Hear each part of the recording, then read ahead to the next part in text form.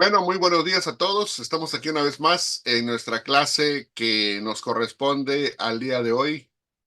Vamos a proseguir nuestro curso interpretando la Biblia a través de sus pactos.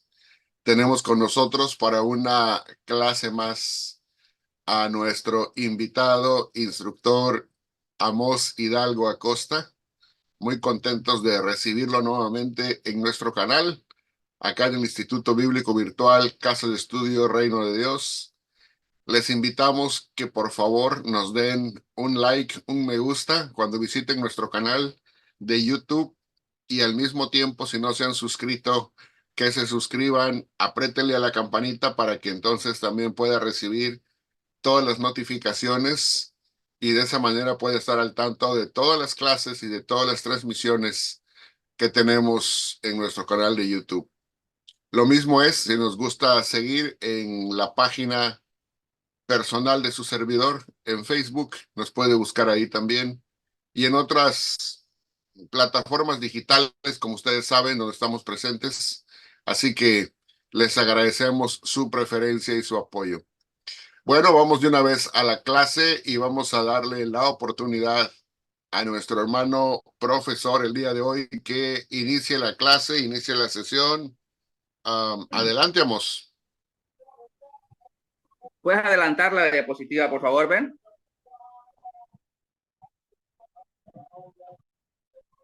Saludos a todos mis amados hermanos, amigos que nos siguen a través de este canal. Y hemos ido avanzando poco a poco. Ya estamos en el nuevo pacto y el día de hoy vamos a estar hablando acerca de un tema que es fundamental y que es muy importante. Como ya es costumbre, nuestra clase va a estar dividida en dos partes. Vamos a estar hablando acerca de la ley de Cristo como la temática central de toda la clase. Ahora, la primera parte estaremos hablando de por qué hablar de una nueva ley, por qué hablamos de una nueva ley en el nuevo pacto y cuáles son las implicaciones y cómo se lleva a cabo este cambio de ley. En la segunda parte vamos a hablar acerca de cuál es la ley de Cristo o la ley del Mesías en el nuevo pacto. Así que sean bienvenidos. El que sigue, por favor, hermano Ben. Vamos a partir de algo esencial. Es un principio que ya hemos venido estableciendo a lo largo de todas las clases con anterioridad. Cuando hablamos acerca del pacto mosaico, nosotros pusimos sobre la mesa la declaración o la propuesta de entender que siempre en la Biblia, primeramente Dios entra en pacto y después da una ley. Voy a repetirlo. Siempre Dios primero entra en pacto y después da una ley. ¿Qué quiere decir esto? ¿Cuál es la implicancia? ¿Cuál es el principio que tenemos allí? Nosotros entendemos que la ley siempre depende del pacto, no viceversa. La ley siempre depende del pacto. Entonces, ¿por qué hablamos de una nueva ley en el caso de el nuevo pacto? Por obviedad, hablamos de una nueva ley porque hay un nuevo pacto, ¿sí? Dios ahora ha entrado en una nueva relación de pacto con el hombre en el Hijo, como va a decir Hebreos, a través del Mesías, y por lo tanto el legislador de este nuevo pacto trae consigo una nueva ley. Entonces, tenemos la primera diapositiva. Con la muerte del Mesías se llevó a cabo la institución del nuevo pacto, como lo decía la profecía de Daniel, y como consecuencia del mismo, la institución de una nueva ley. ¿Se acuerdan cuando el profeta Daniel dice que con la muerte del Mesías hay un cese de las ofrendas, hay un cese de los sacrificios que se llevaban en el templo? Ahora, la profecía de Daniel va aún mucho más allá, porque no solamente nos dice que con la muerte del Mesías queda inoperante toda esta liturgia, toda esta sistematización religiosa cúltica que se llevaba en el templo, sino que además advierte de que el templo ha de ser destruido como evidencia de que el nuevo pacto es muy diferente al pacto anterior. Y fíjense lo que nos va a decir Hebreos en el capítulo 7, versículo 12. Porque cambiado el sacerdocio, necesario es que haya también cambio de ley.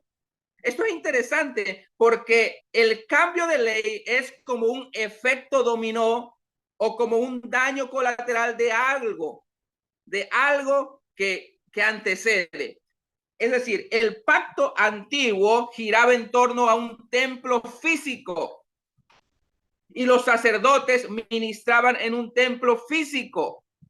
El nuevo pacto ahora va a girar en torno a un templo que pertenece a una realidad espiritual, donde el sumo sacerdote es el Mesías, es el Hijo. Por lo tanto, nada se tiene que ver con el templo físico.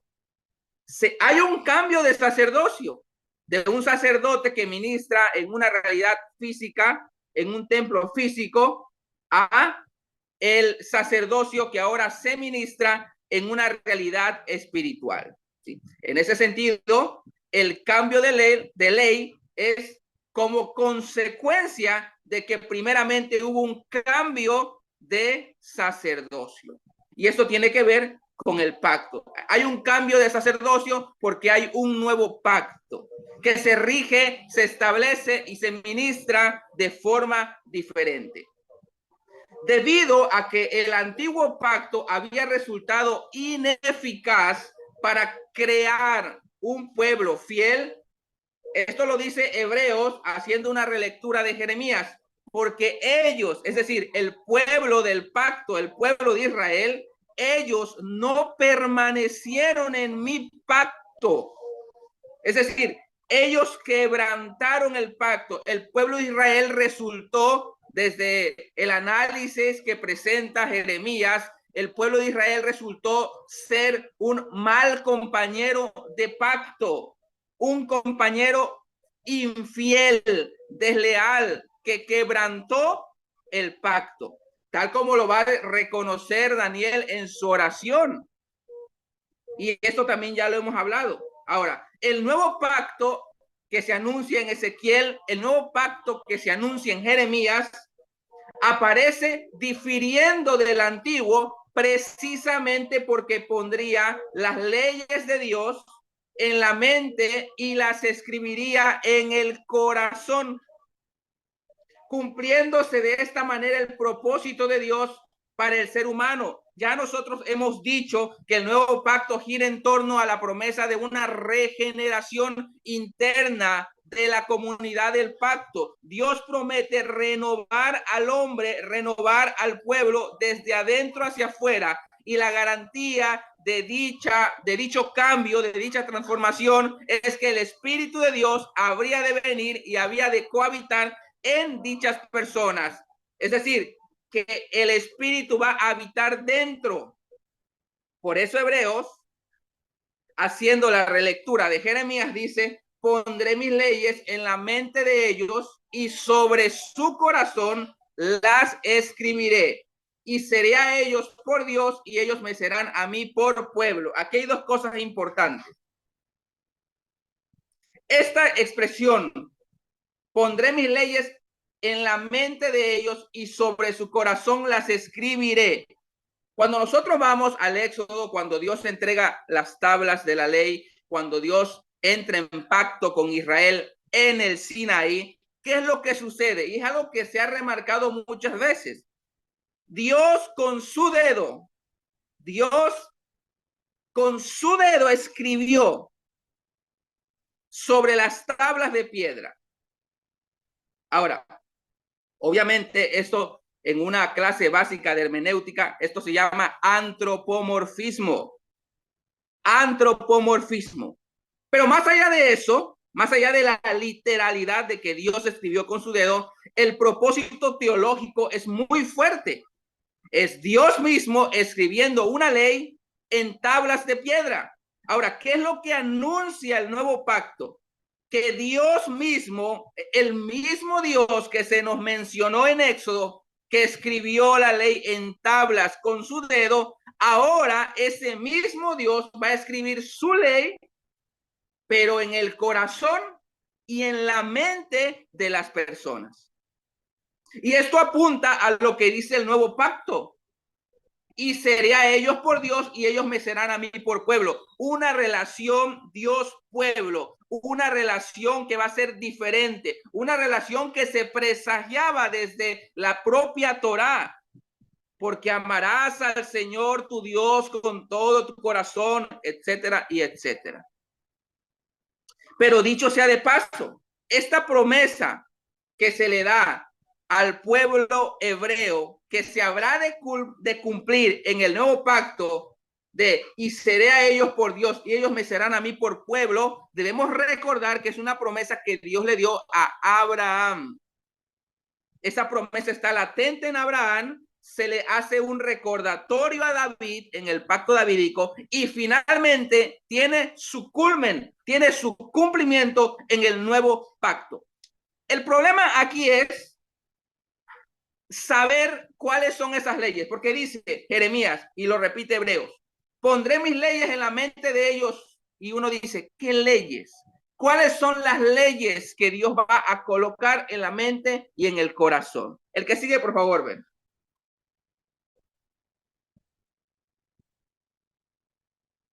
Jeremías, capítulo 31, versículo 33 dice, este es el pacto que haré con la casa de Israel después de aquellos días, dice Jehová. Ya nosotros hemos hablado que el pacto que Dios hace con la casa de Israel, con la casa de Judá, que se nos menciona en el nuevo pacto o en el anuncio del nuevo pacto que da Jeremías, tiene que ver precisamente con lo que va a decir Pablo. Pablo dice que el Hijo nace bajo la ley para redimir a los que están bajo la ley. ¿Y quiénes eran los que estaban bajo la ley? Pues los del reino del norte y los del reino del sur, todo el pueblo de Israel. Ahora dice, este es el pacto que haré con la casa de Israel después de aquellos días, dice Jehová, daré mi ley en su mente y las escribiré en su corazón. Y yo seré a ellos por Dios y ellos me serán por pueblo. Muchos quieren ver en este versículo una justificante para preservar la ley del antiguo pacto mosaico en el nuevo pacto del Mesías. Y ojalá fuera toda la ley. Algunos se aferran a la preservación únicamente del decálogo. Pero el problema no está en la iglesia primitiva, no está en los discípulos, no está en la audiencia de Jesús, no está en esos judíos que aceptaron a Jesús como el Mesías prometido. El problema está en nosotros. 2000 años después que no sabemos cómo interpretar la Biblia, porque dicho sea de paso, Pablo tiene las cosas bien claras. Fíjense lo que va a decir Pablo en la segunda carta a los Corintios. Siendo manifiesto que sois carta de Cristo, acuérdense lo que yo les decía en la lámina anterior, ¿sí? La promesa dice Dios, yo escribiré mis leyes y las pondré en su mente y en su corazón. Y ahora dice Pablo, ustedes, los que han aceptado al Mesías, son una carta de Cristo. ¿Qué es una carta? Pablo no está pensando en un email. Pablo no está pensando en una computadora. Pablo no está pensando en una máquina de escribir.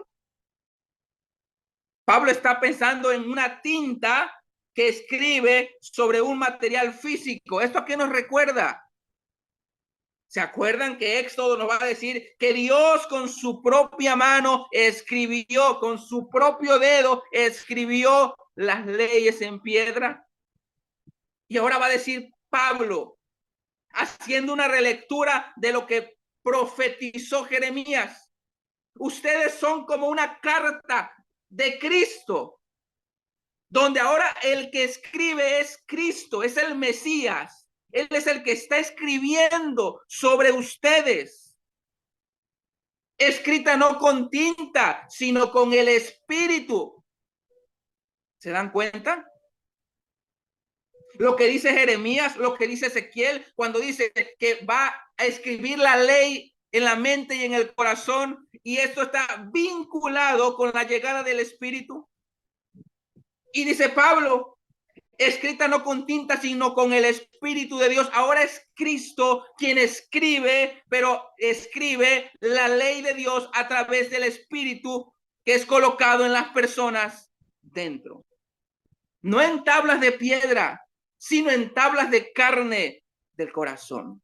Es decir, que la ley de Dios en el nuevo pacto tiene que ver con el Espíritu de Dios viviendo dentro de las personas que pertenecen a la comunidad del nuevo pacto.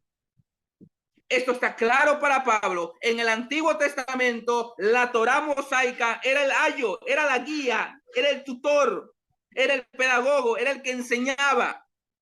Pero en el nuevo pacto, a quien debemos obedecer, a quien debemos prestar atención, quien nos va a guiar, quien nos va a llevar de la mano en este nuevo caminar en Cristo, no es la Torá mosaica, es el Espíritu de Cristo que habita dentro de nosotros. Y que dicho sea de paso, es el Espíritu de Cristo quien escribe dentro de nosotros, dentro de la mente y el corazón, la ley de Dios.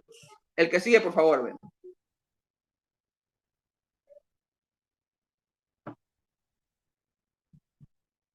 Pablo lo tiene muy claro. Fíjense lo que nos va a decir en la primera carta a los Corintios. Pero cuando vino, bueno, primero voy a leer Gálatas y después voy a citar a los Corintios. En Gálatas. Pero cuando vino el cumplimiento del tiempo, Dios envió a su hijo nacido de mujer y nacido, y ahí lo coloco subrayado, nacido bajo la ley, para que redimiese, es decir, para que rescatase a los que estaban bajo la ley. ¿Quiénes son los que estaban bajo la ley? Ahora, cuando se habla en el Nuevo Testamento de la ley, es por obviedad que se está hablando de la ley mosaica. ¿Sí? Toda la Biblia gira en torno a dos pactos importantes. ¿Sí? Ya hemos hablado de muchos pactos, ¿sí? Pero cuando nosotros vamos al Antiguo Testamento, vemos, por ejemplo, que el pacto noáquico nos lleva al pacto abrahámico, el pacto abrahámico nos lleva al pacto mosaico, y estando presente el pacto mosaico, Dios entra con David en un pacto que es el pacto davídico que nos va a conectar después al nuevo pacto. Pero mientras el nuevo pacto que se anuncia en los profetas y que también se anuncia a David en su descendiente, en su linaje, mientras el nuevo pacto no llega, mientras el Mesías no llega, el pacto que está vigente, que está reinando, es el pacto mosaico. Entonces, en el Pentateuco, nosotros encontramos una revelación progresiva donde los pactos anteriores al pacto mosaico nos van llevando poco a poco hasta llegar al Sinaí, y la revelación máxima es el Sinaí. Entonces después van a aparecer los profetas, van a aparecer los escritos y se forma todo lo que para nosotros es el Antiguo Testamento, y tanto los profetas como los escritos son una relectura del Sinaí. Ahora, el punto de quiebre es cuando aparece el Mesías, porque el Mesías marca la diferencia. Ahora todo lo que se señalaba hacia el futuro como promesa alcanza su cumplimiento. Y va a decir Hebreos, antes Dios habló de muchas formas a través de los profetas, pero ahora nos ha hablado en estos últimos días a través del Hijo, siendo la máxima y la última revelación de Dios el nuevo pacto. Entonces, la ley, cuando se habla en el Nuevo Testamento, se hace referencia a la ley mosaica, ¿sí? Y van a ser ahora los escritores del Nuevo Testamento que van a empezar a hablar de una nueva ley, que es la ley del nuevo legislador, que en este caso es el Mesías. Por lo tanto, se habla como la ley de Cristo. Ahora, Pablo nos dice que Cristo o el Mesías nace bajo la ley, para redimir a los que estaban bajo la ley. Por obviedad sabemos que los que estaban bajo la ley, pues es el pueblo judío. Pablo entra dentro de este listado de personas que estaban bajo la ley, porque él era judío.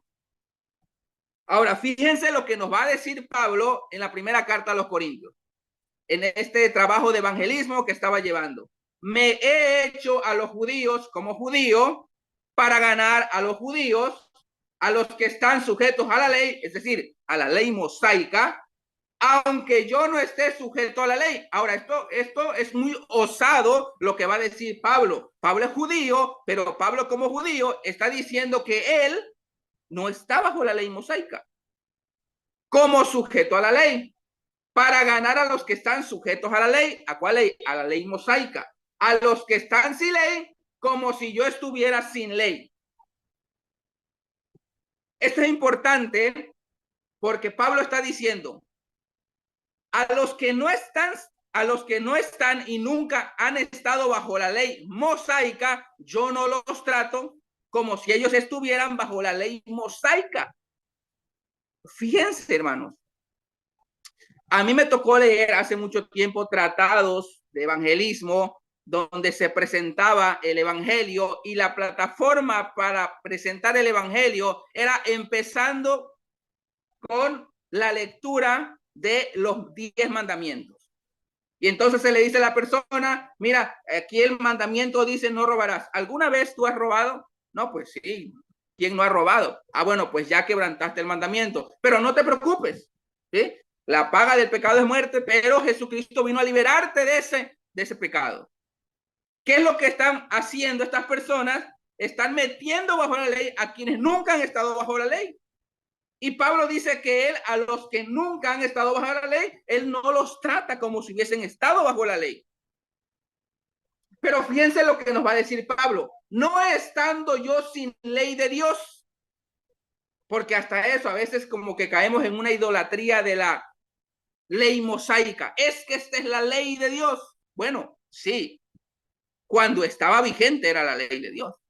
Pero ahora Dios, el mismo Dios que entró en pacto en el Sinaí, es el mismo Dios que ha entrado en pacto a través del Hijo en la muerte del Mesías, en el derramamiento de sangre, como lo anunció el profeta Daniel.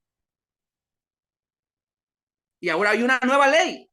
Por eso dice Pablo, no estando yo sin ley de Dios, porque Pablo sabe que la ley de Cristo es ley de Dios y es la nueva ley de Dios, del nuevo pacto. Y dicho sea de paso, la única ley que está vigente. No estando yo sin ley de Dios, sino bajo la ley de Cristo. Y subrayo nuevamente, bajo la ley de Cristo. El que sigue, por favor, ven. ¿Qué significa estar bajo la ley? Esto ya lo hemos venido hablando en la clase pasada, lo hablamos. Estar bajo la ley es estar coberturado por la ley. Y la ley obviamente tiene dos expresiones. Si obedeces hay vida y bendición. Si desobedeces hay maldición y hay muerte. Eso es estar bajo la ley.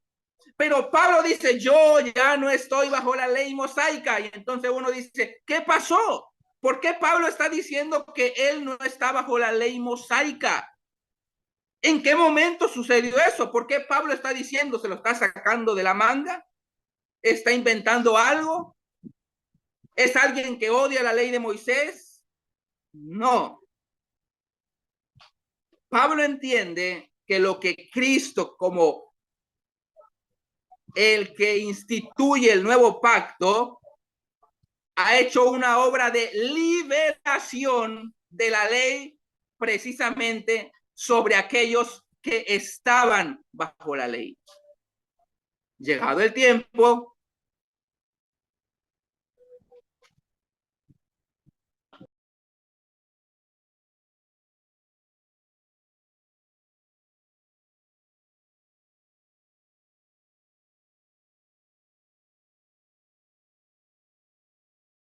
disculpen, hermanos, disculpen, tuve que hacer un...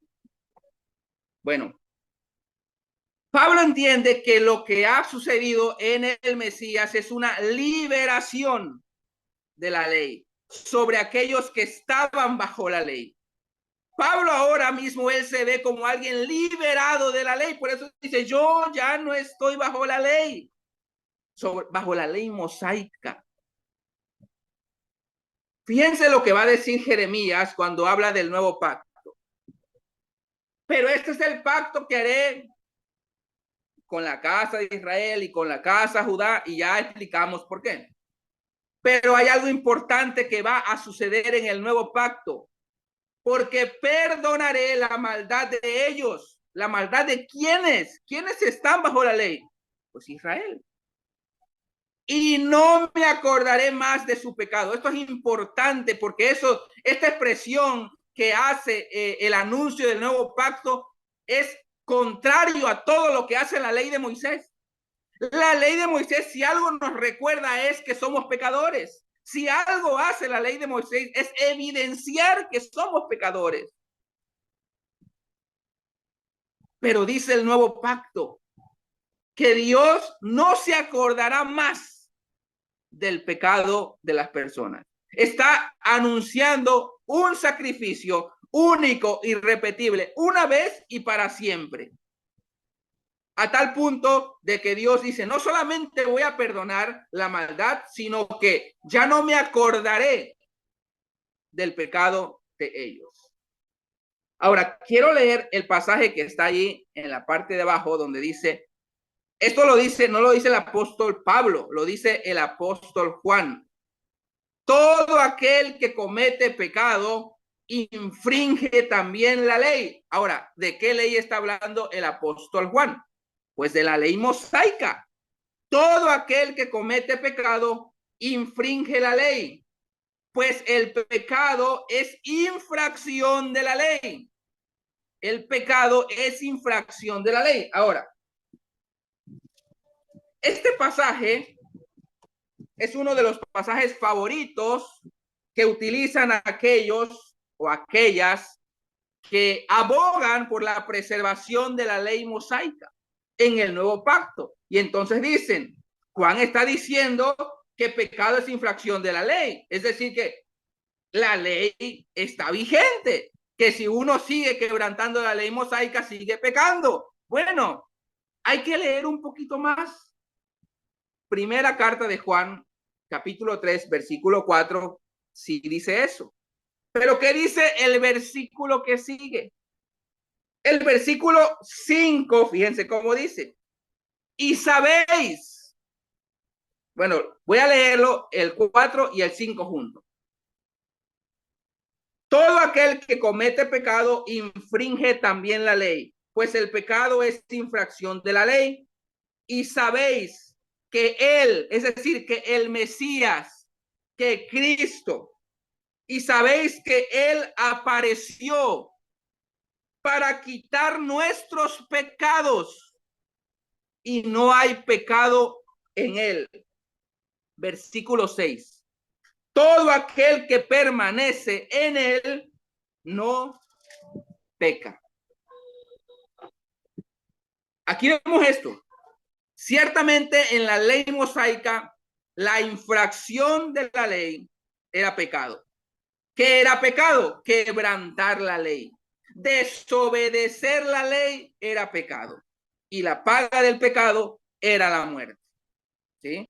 Pero, o sea, no todo se queda ahí. Por eso el anuncio de Juan es un anuncio de buenas nuevas. Por eso dice, y sabéis, o sea, como contrastando lo que acaba de decir. Es decir, el anuncio de la ley era un anuncio que condenaba. Ustedes saben que pecado es infracción de la ley. Oh, qué desgracia. Pero dice, no se preocupen, ustedes saben que el Mesías apareció precisamente para liberarlos del pecado. Es lo mismo que dice Pablo. El Mesías aparece para liberar de la ley a los que están bajo la ley. ¿Y quién es el que no peca? ¿A quién es quien no se le inculpa de pecado? Dice Juan, a todo aquel que permanece en él. Y ahí está la solución. ¿Sí? En el nuevo pacto, nuestro centro de atención no es la Torá mosaica. En el nuevo pacto, nuestro centro de atención es el Mesías. ¿Cómo viene la liberación de la ley? A través del Mesías. El que sigue, por favor, ven.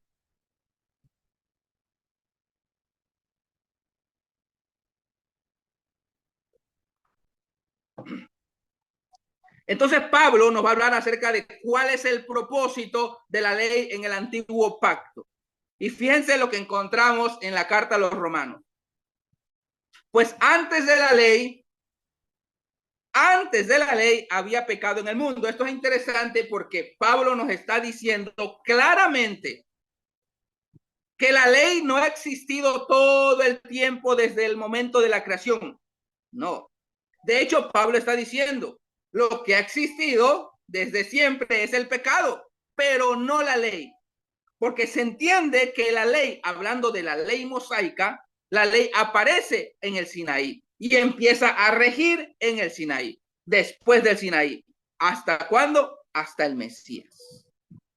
Pues antes de la ley había pecado en el mundo, pero donde no hay ley no se inculpa de pecado. Interesante, porque Pablo está diciendo, antes de la ley había pecado, pero no se inculpaba una pena de muerte sobre el que pecaba.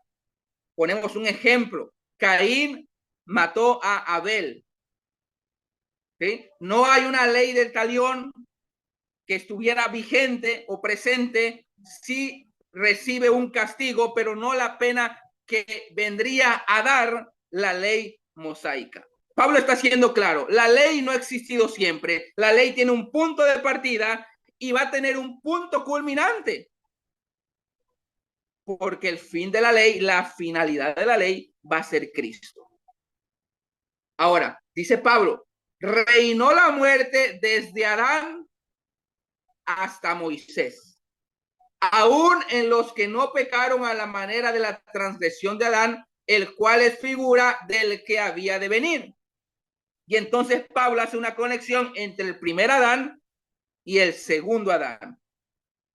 En el primer Adán no existía la ley mosaica. En el segundo Adán tampoco existirá la ley mosaica. Ahora, la ley se introdujo, va a decir Pablo, para que el pecado abundase.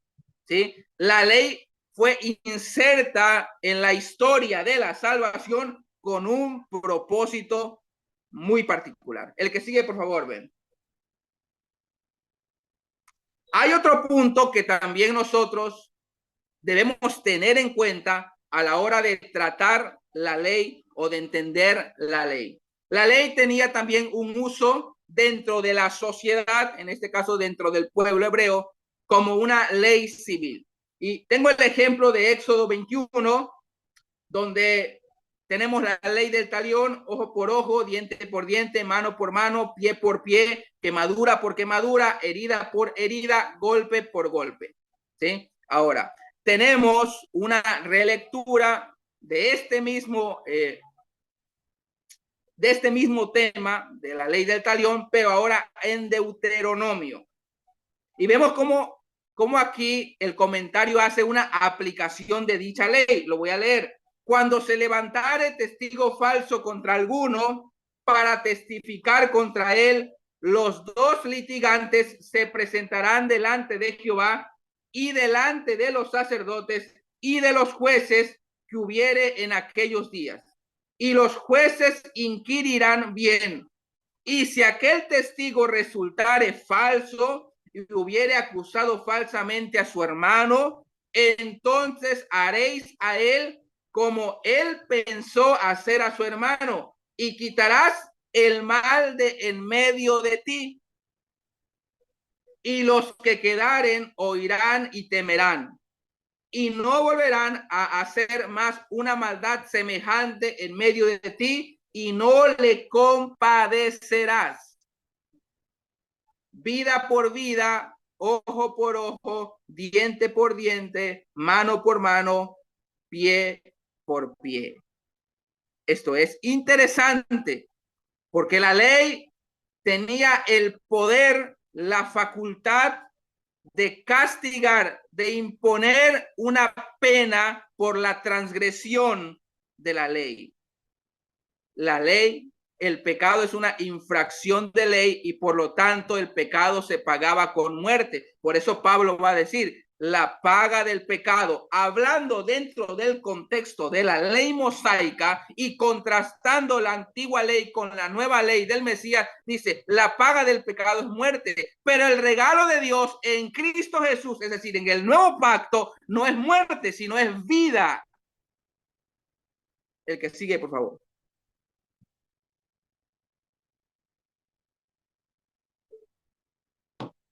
¿Qué significa estar bajo la ley?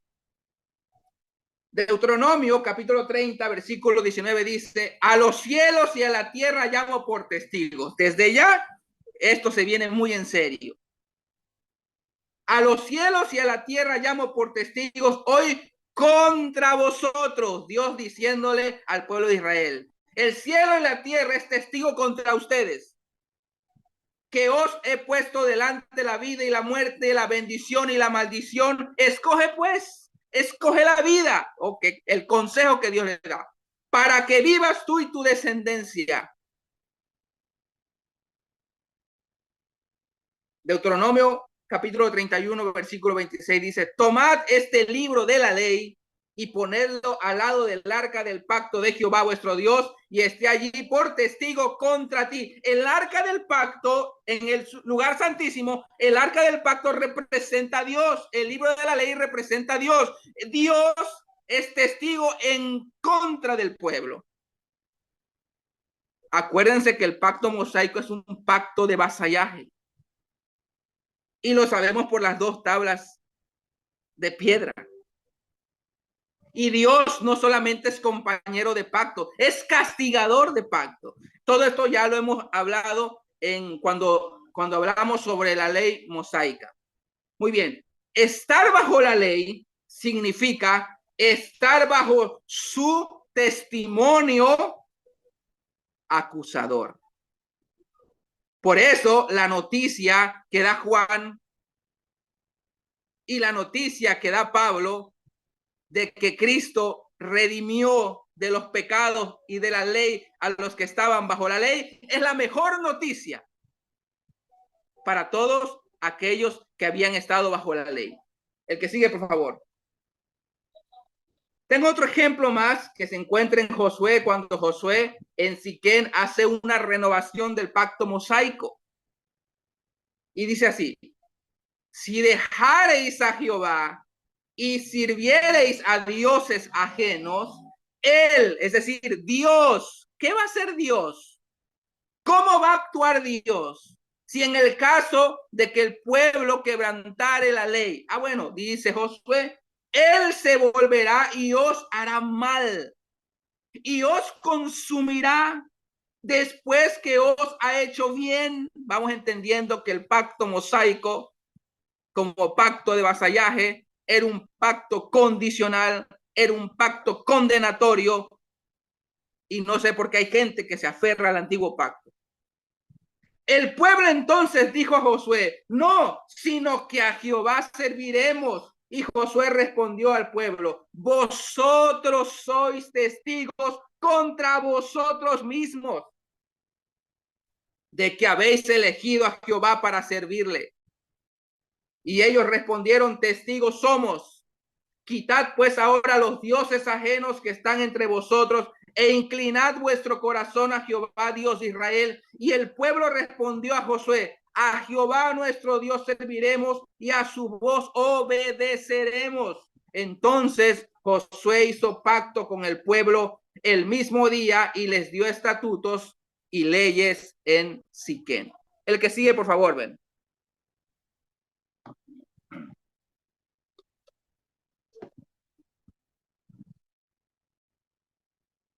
Tengo una cita por acá de ropero que es muy importante porque pecado, bíblicamente, hablando del Antiguo Testamento, el pecado se entiende como errar al blanco.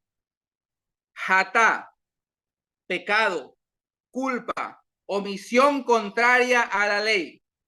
Aparece unas 293 veces en el Antiguo Testamento.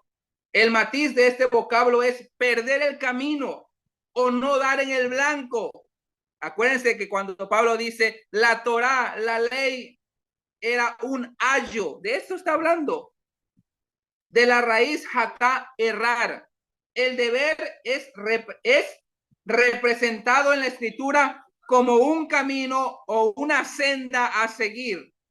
Por eso cuando aparece el Mesías, dice, yo soy el camino.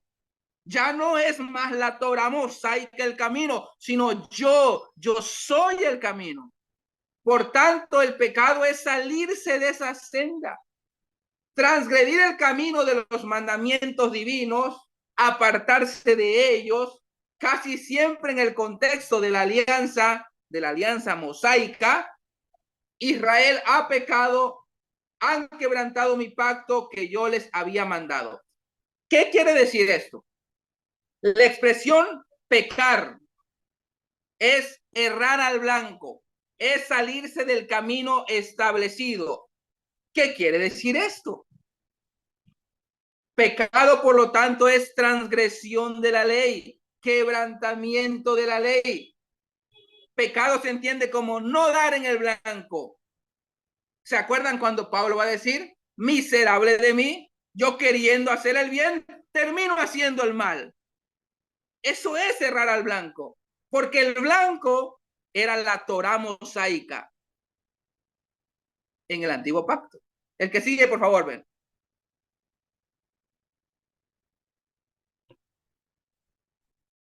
Entonces aquí hay una dialéctica, hay un discurso orgánico dentro del propio texto. Número uno, el pecado es infracción de la ley, como nos lo menciona Juan, hablando desde un pensamiento hebraico y que tiene que ver con la Torá mosaica, ¿sí? Número dos, Dios promete remisión de pecado a través de un nuevo pacto, a través de Jeremías, ¿sí? Nos lo deja ver muy clarito. Ahora, número tres, el Mesías aparece como el mediador y el cumplimiento del nuevo pacto. Va a decir Pablo, porque el fin, es decir, la meta de la ley es Cristo. Ahora, pero la meta ¿para qué? Ahí lo puse en rojo y subrayado. Para justicia, para justificación a todo aquel que cree. Aquí está implícito la liberación de la ley. Pablo va a entender esto. Dios, a través del Mesías, libera al pueblo de la ley que está bajo la ley, la libera de la ley. Dios libera al pueblo de Israel de la ley y los libera, los hace libres para que ahora puedan tener una nueva relación de pacto a través del Mesías. Pero no solamente ahora los judíos, no solamente los del reino del norte, los del reino del sur, no, sino todo aquel que cree, todo aquel que cree, haciendo una apertura y haciendo un alcance que tiene que tiene que ver con la promesa que Dios le dio a Abraham, para que todas las familias de la tierra alcancen bendición. En este caso se cumple a través del Mesías. La justificación, por lo tanto, a través del Mesías, no solamente es un evangelio, una buena nueva para los judíos, sino para todos. Por eso dice Pablo, pero cuando vino el cumplimiento del tiempo, Dios envió a su Hijo, nacido de mujer, nacido bajo la ley, para que redimiese a los que estaban bajo la ley. El que sigue, por favor, ven.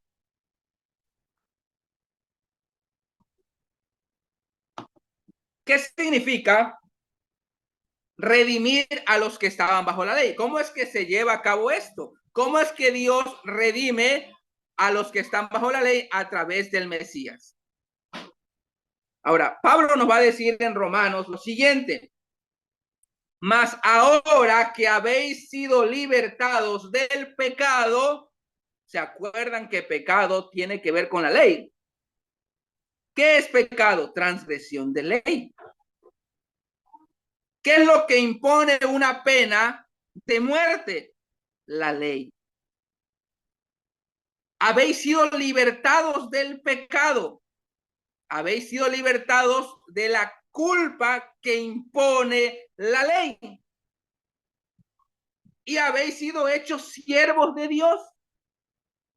Tenéis por vuestro fruto la santificación y como fin la vida eterna. porque la paga del pecado es muerte. O sea, la paga del pecado, que está hablando de la pena que impone la ley mosaica. La paga del pecado es muerte, pero el regalo, la dádiva de Dios es la vida eterna en Cristo Jesús, Señor nuestro. ¿Qué tiene que pasar para que no haya una imputación de pecado? Hay que sacar al que te acusa. ¿Quién es el que te acusa? El libro de la ley. Ya lo leímos. Ahí está la cita. En el nuevo pacto a través del Mesías ya no hay una imputación de pecado porque ya no hay infracción de la antigua ley. El que está en Cristo ya no tiene condenación. No hay condenación para los que están en Cristo. Esto lo dice Juan también. El que permanece en él, el que permanece en el Mesías, no peca. La permanencia ahora en el Mesías es la garantía de estar libre de la ley. Pecado es errar al blanco, pero en el nuevo pacto el blanco ya no es la ley mosaica. El blanco ya no es la Torá mosaica. ¿Cuál es el blanco en el nuevo pacto? El que sigue, por favor, ven.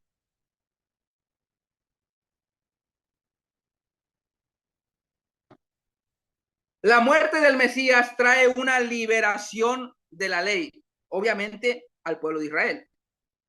Y voy a leer Romanos. ¿Acaso ignoráis, hermanos? Pues hablo con los que conocen la ley. Fíjense, Pablo está hablando, todo su discurso tiene que ver con la ley mosaica. A veces nosotros, como no entendemos muchas cosas de la ley, seguimos creyendo que el decálogo sigue vigente. ¿Acaso ignoráis, hermanos, que la ley se enseñorea del hombre entre tanto que éste vive? Para que la ley pueda reinar sobre una persona, es decir, para que la ley mosaica pueda imponer una pena de muerte sobre aquel que transgredió la ley, esta persona tiene que estar viva. Pero si una persona muere, ya la ley no puede señorear, porque la paga de la transgresión de la ley es la muerte. Y solamente se puede aplicar con alguien que está vivo. Ahora, fíjense cómo Pablo va a explicar lo que sucede en la cruz con un discurso que tiene que ver con términos maritales. Porque la mujer casada está sujeta por la ley al marido. Cuando nosotros vamos, por ejemplo, a Ezequiel, al libro de Oseas, vamos a encontrar que la ley entre Dios y el pueblo de Israel se entiende en términos maritales. ¿Sí? Entonces, la mujer casada está sujeta por la ley al marido mientras éste vive, pero si el marido muere, ella queda libre de la ley del marido. Fíjense cómo la esposa queda libre del marido. Dice Pablo, cuando el marido muere, ella queda libre. ¿Sí vamos entendiendo esto? Dios tiene un pacto con Israel. Un compañero de pacto es Dios y el otro compañero de pacto es el pueblo de Israel. De acuerdo a la ley, el que transgrede la ley debe morir. Pero en este caso, ¿quién transgredió la ley? ¿Dios o Israel? Israel. Jeremías va a decir, porque ellos no permanecieron en mi pacto, aunque fui yo marido para ellos. Entonces, de acuerdo a la ley, quien debía morir es el pueblo de Israel. Pero por eso el Mesías aparece tomando el lugar sustitutivo de Israel, muere en lugar de Israel. Y la ley que impera en un matrimonio queda inoperante cuando uno de los dos muere. Y entonces el Mesías, ocupando el lugar sustitutivo de Israel, muere y por lo tanto, pero en este caso, haciendo el anuncio que se profetiza de forma tipológica en el pacto abrahámico en Génesis 15, cuando Dios se coloca bajo automaldición de muerte en la visión de los animales partidos, que Abraham ve como una antorcha que pasa a través de los animales, Dios anuncia su propia muerte. Entonces, uno de los dos contractantes del pacto mosaico muere y la otra parte queda libre. En este caso, el Mesías, que es Dios, siendo un misterio, va a decir Pablo, Dios o el Mesías muere y por lo tanto el pueblo de Israel queda libre de la ley. ¿Quién era la esposa? Era Israel. ¿Y quién era el esposo? Dios. El esposo muere y la esposa, Israel, queda libre de la ley. Llegado el Mesías, el pueblo de Israel ahora va a tener una alternativa: o acepta o rechaza al Mesías, porque la ley ya no está vigente. Dios, a través del derramamiento de la sangre del Mesías, ha liberado a Israel, ha liberado a su esposa de la ley. Por lo tanto, el pueblo de Israel ahora es libre de la ley. Así que si en vida del marido se uniere a otro varón, será llamada adúltera. Pero si su marido muriere, es libre de esa ley. ¿De qué está hablando Pablo? De la ley mosaica. De tal manera que si se uniere a otro marido, no será adúltera. Así también vosotros, hermanos míos, habéis muerto a la antigua ley mediante el cuerpo de Cristo, para que seáis de otro. ¿De quién? Del que resucitó de los muertos, a fin de que llevemos fruto para Dios. El que sigue, por favor, ven.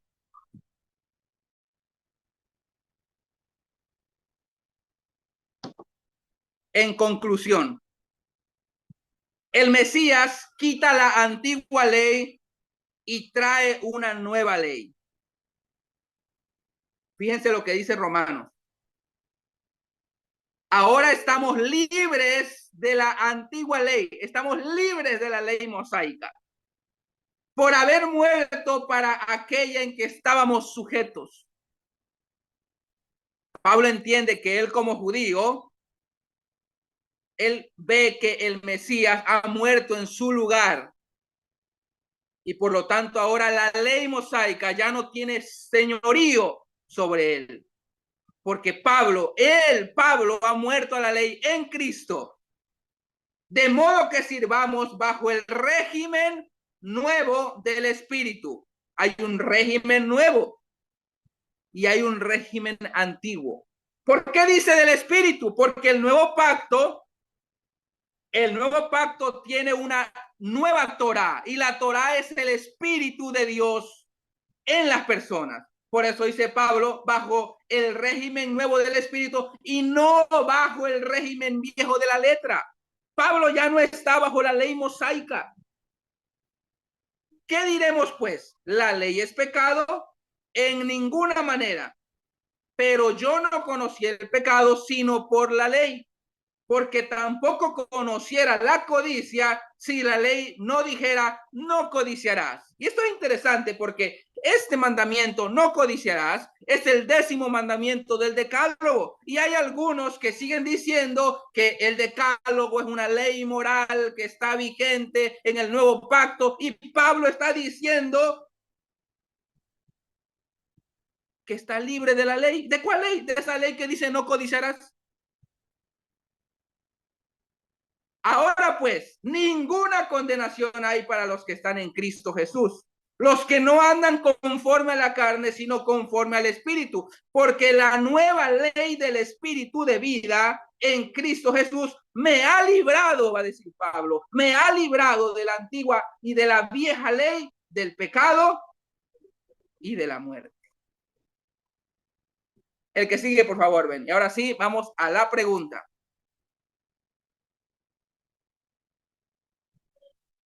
La pregunta, mis hermanos, es: ¿cuál es la importancia teológica de la liberación de la ley mosaica que ha hecho el Mesías? Les escucho.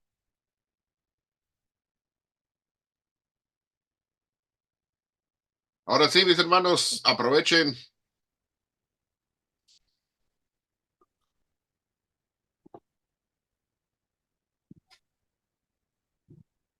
pero no todos al mismo tiempo. Sí, hermana Angélica. Sí, entonces podríamos decir que para mostrarle a una persona que es pecadora, en lugar de mostrarle la antigua ley, le tenemos que enfocar a Cristo, le tenemos que mostrar que de acuerdo a Cristo es pecador. Ahora yo pregunto, siempre me quedó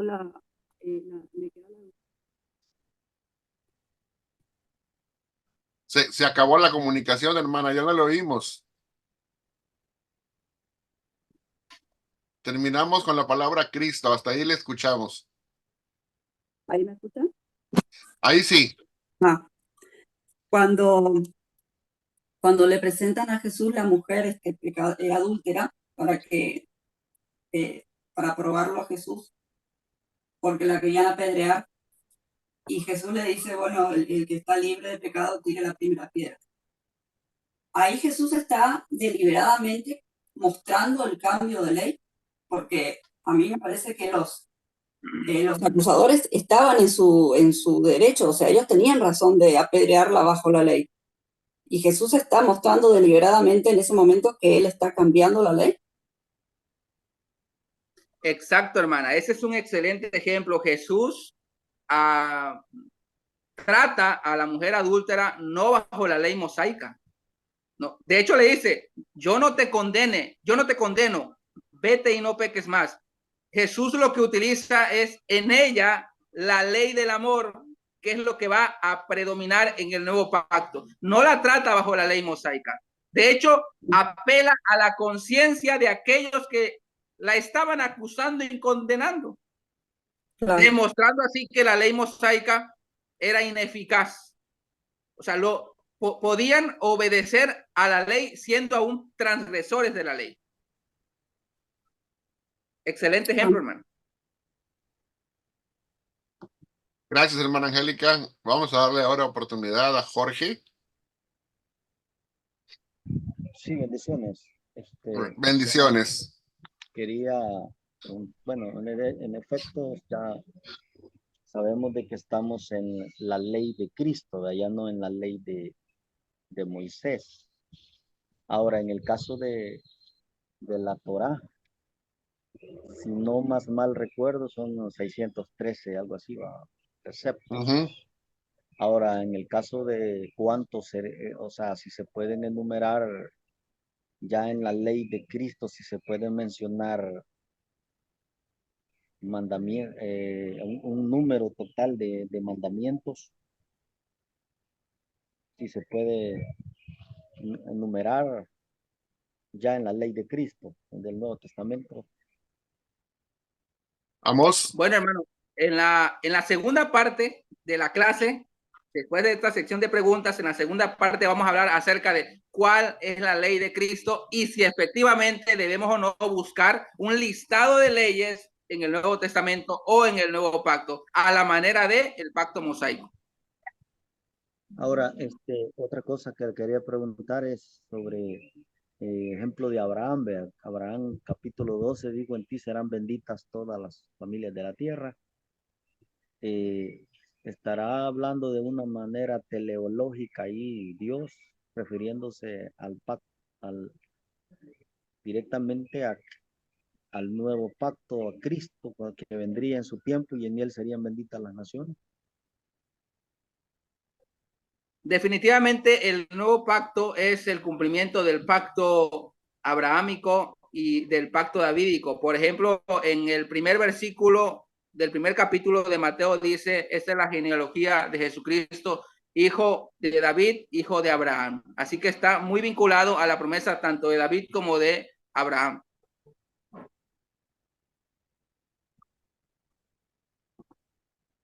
Ok, está bien, gracias.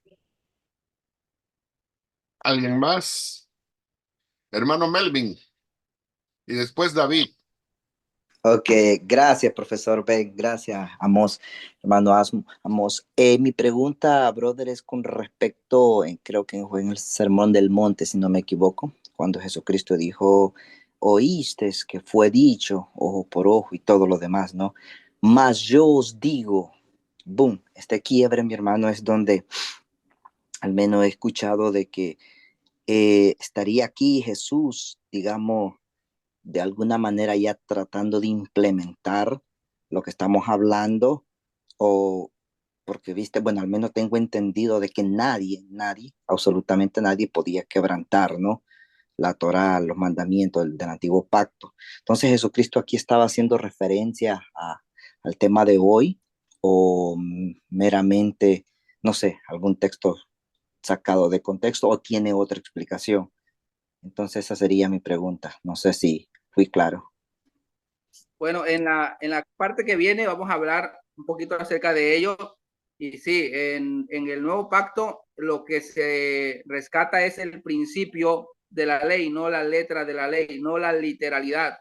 Sí, y Jesús al hablar de eso precisamente recalca, ¿sí? A los antiguos se les fue dicho, mas yo les digo, y entonces hace una aplicación mucho más profunda, más allá del propio alcance literal que pudiera tener la obediencia a la ley mosaica.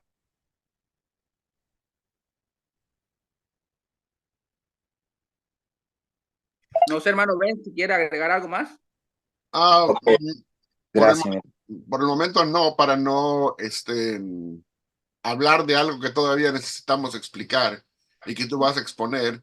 Después de la segunda exposición, yo creo que ya nos podemos desplayar y hablar con toda amplitud, ya cuando hayas puesto las bases.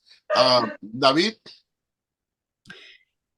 Ok, Sí, sí, hermano, gracias. Espero no estar muy perdido y si estoy muy perdido, no evidenciarme tanto. Mi pregunta es, ah, ¿qué tendríamos que contestar a una pregunta a una persona que si nos dijera, bueno, yo como gentil no he estado bajo la ley y por tanto no he estado bajo la maldición de la ley, y la Biblia misma nos dice que donde no hay ley no hay transgresión? Si esta persona nos preguntara, ¿por qué necesito un Salvador? Yo que no he estado bajo la ley y bajo la maldición de la ley, ¿cómo deberíamos contestarle a esa persona? Bueno, Pablo, Pablo hace una disertación muy especial y dice en Romanos que tanto los que estaban bajo la ley como los que no estaban bajo la ley, todos delante de Dios tienen el mismo estatus de, de pecadores, y de una u otra manera todos han quedado fuera de la gloria de Dios, destituidos de la gloria de Dios. Pablo es el que menciona a Jesús como el segundo Adán, y si nosotros vamos al primer Adán, el primer Adán no estuvo bajo la ley mosaica. Sin embargo, hubo una transgresión de ley y fue destituido, fue desterrado de la presencia y de la gloria de Dios. Entonces, hay dentro de la propia teología de toda la Biblia, nosotros encontramos que el ser humano fue creado para estar con Dios. Y por lo tanto, la única forma de volver a nuestro origen y de reconectarnos con nuestro propósito por el cual fuimos creados es a través del segundo Adán, que es Jesucristo. Y que si nosotros no aceptamos el mensaje a través del Mesías, seguiremos siendo o estando en el estado de separación con Dios. Entonces, yo creo que sí hay otras formas de presentar el evangelio sin necesidad de acudir a la ley mosaica. Podríamos decir, hermano, entonces que nosotros no hemos muerto por quebrantar la ley de Moisés o el hombre en general, pero ha muerto en el primer Adán y por eso necesita al segundo Adán como Salvador. Sí, Adán conoció la muerte y toda su descendencia conoció la muerte porque hubo pecado. La paga del pecado es muerte. Lo que no había, dice Pablo, en lo que no había era la ley mosaica, pero el pecado siempre ha existido.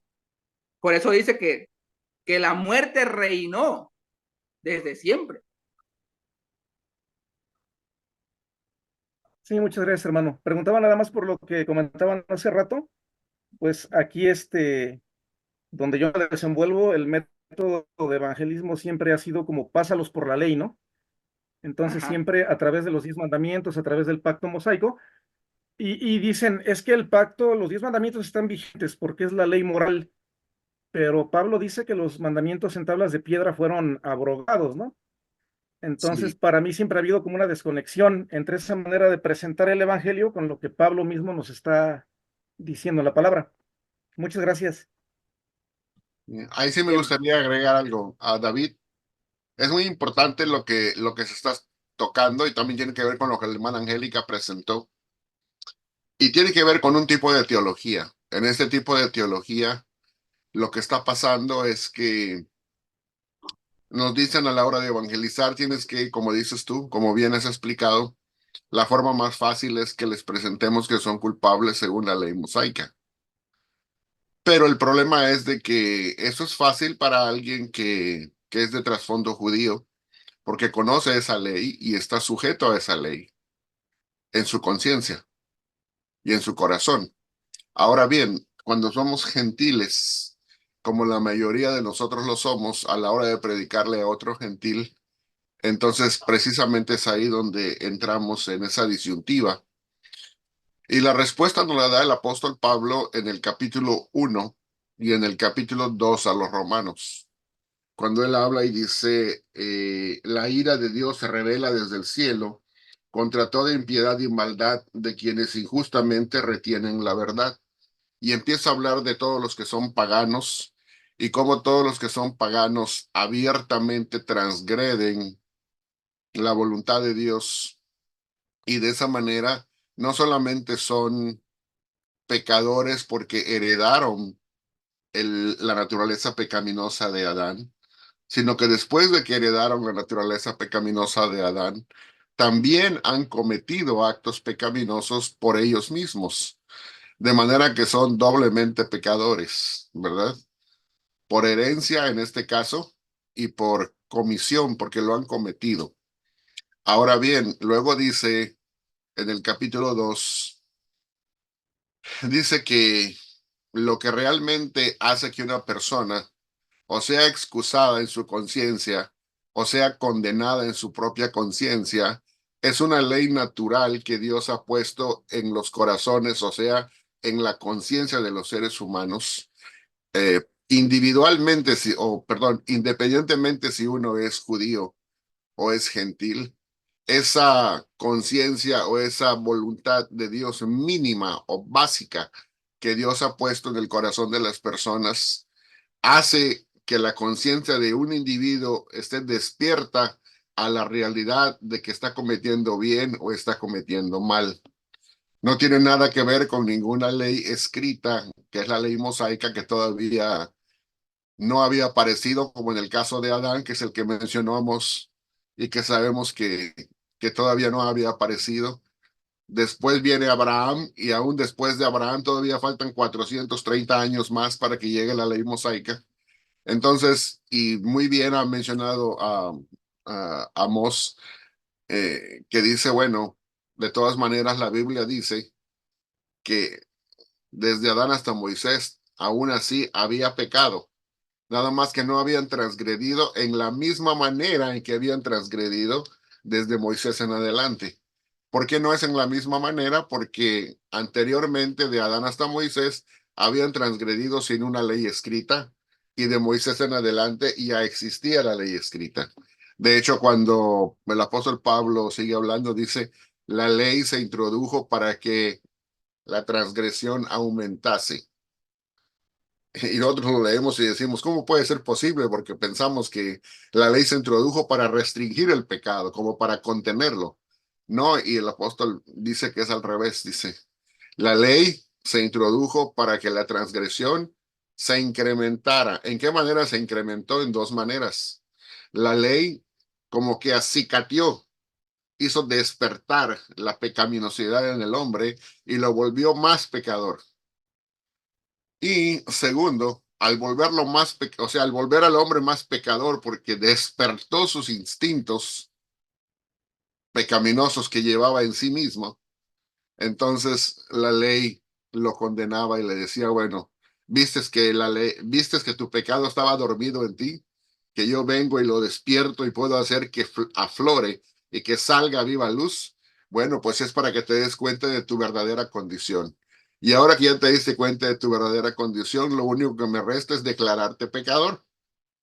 Y como te declaro pecador por ser la ley, entonces al mismo tiempo tienes que entender que tienes que recibir una pena o una paga.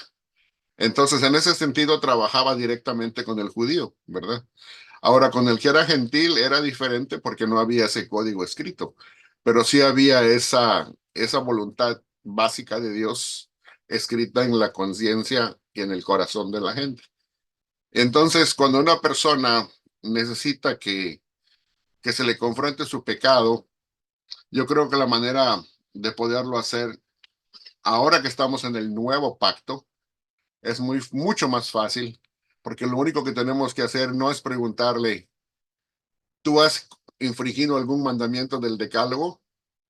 Y si antes lo hacíamos y la respuesta era sí, de hecho todos en algún momento, no, ahora no, ahora la pregunta es, ¿cuántos de nosotros llegamos a la estatura de Jesucristo? Es simple la pregunta. ¿Cuántos llegamos a la perfección de Jesucristo? No, pues nadie, pues cualquiera que no llega a la perfección de Jesucristo es pecador. Tan sencillo así.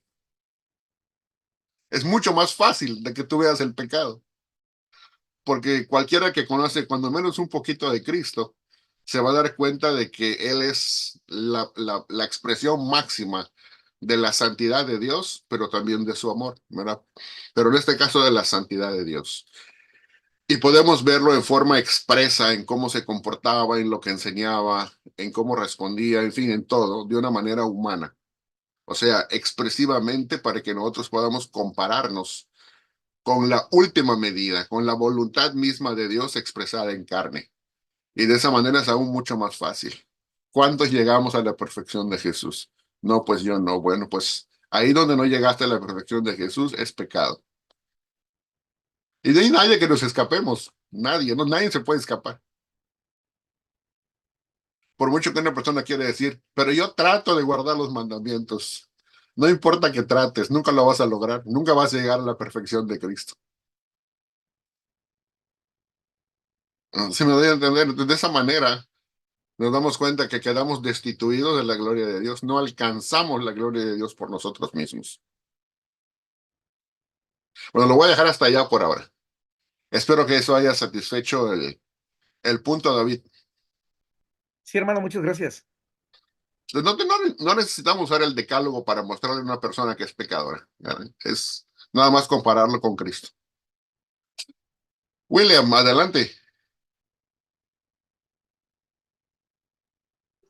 Bueno, solo quería agregar que, bueno, de donde yo vengo, sí he escuchado mucho que apelan al intentar guardar la ley, pero yo creo que incluso los que dicen que intentan guardarla están rebajando una ley que ellos mismos consideran perfecta, pero la están rebajando a solo esfuerzos humanos, siendo que Pablo mismo dice, la ley, cuando uno vive bajo la ley, es el que mire estas cosas vivirá por ellas, o sea, era maldito todo aquel que no haga las cosas escritas en este libro, ¿no? Entonces, pues no es cosa de intentar, es cosa de hacer, y si no se hace, pues uno queda maldito. No por intentarlo, ya uno es que ya queda libre de la maldición. Así es. Esa es otra cosa, es otra falta de comprensión de la gente que responde así. Y me acuerdo que así respondió uno de los líderes de un movimiento judaizante muy grande de raíces hebreas cuando le preguntaron, ¿y tú guardas la ley? Estoy tratando con mi mayor capacidad de hacerlo. Respondió, ¿verdad? Y el punto es de que sí, pero la pregunta no es si estás tratando con la mayor de tus capacidades. La pregunta es, ¿la estás guardando como debe de guardarse, sí o no? Si dice sí, está mintiendo, ¿verdad? Porque es imposible que lo haga a la manera en que debe de hacerse, ¿verdad? Simple y sencillamente. Porque hay muchas cosas y elementos que aún ya ni existen para eso. Y si ya no existen, por algunas razones que Dios hizo que dejaran de existir, ¿verdad? Entonces, tenía un propósito Dios ahí. Ahora es querer agarrarse de algo que, como dijo Amós, es algo que ya caducó y que no funciona de esa manera. Ahora, en la segunda parte vamos a hablar de dos temas que son muy, muy importantes, de si existe una tal ley moral, de si existe esa tal ley moral, vamos a hablar de eso después, en la segunda parte. Si existe, ¿por qué existe? Y si no existe también, ¿por qué no? Y al mismo tiempo, ¿cómo es que funciona eso? ¿Verdad? Y cómo es que la ley de Cristo es constituida como ley de Cristo. Jorge, una última pregunta aquí, creo, de Jorge. Sí, no solamente quizás como algo aporte, ¿va? Fíjese que yo creo que lo que tiene que ver es con respecto a que si la ley de mosaica está en vigente o no, vea, porque hay muchos que piensan que la ley de los 10 mandamientos todavía están vigentes, como también ellos guardan el sábado, pero realmente en el caso de nosotros, los evangélicos, que entendemos, ¿verdad? Que estamos en la ley de Cristo, lo que presentamos, los pasos que nosotros presentamos cuando evangelizamos es simplemente que confiesen a Cristo como suficiente Salvador y que de allí vivan en obediencia a los mandamientos que Cristo mandó. Entonces es una presentación de la persona de Cristo que nosotros les hacemos y no llevarlos a guardar los 10 mandamientos, eso sería ya la otra, creyendo que los 10 mandamientos, que la ley mosaica está vigente hoy solamente. Bueno, nada más de forma breve vamos a responder que la ley mosaica no está vigente el día de hoy, ¿verdad? Pero eso lo vamos a ver en la exposición que va a traer nuestro hermano Amós en la segunda parte. Ahorita en esa primera parte yo creo que ya lo dejó entrever, ¿verdad? Claramente dijo que no habían dos pactos vigentes, y si no hay dos pactos vigentes al mismo tiempo, pues quiere decir que no hay dos leyes vigentes al mismo tiempo, la de Moisés y la de Cristo al mismo tiempo, ¿verdad? ¿Alguna otra pregunta, algún otro comentario antes de proseguir?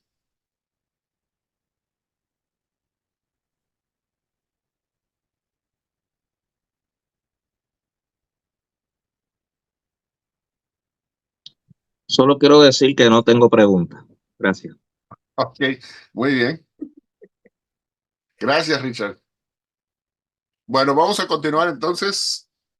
Yo creo que la segunda parte nos va a ayudar para esclarecer nuestra mentalidad, nuestro pensamiento, pero creo que hasta ahorita estamos enfocando bien el tema.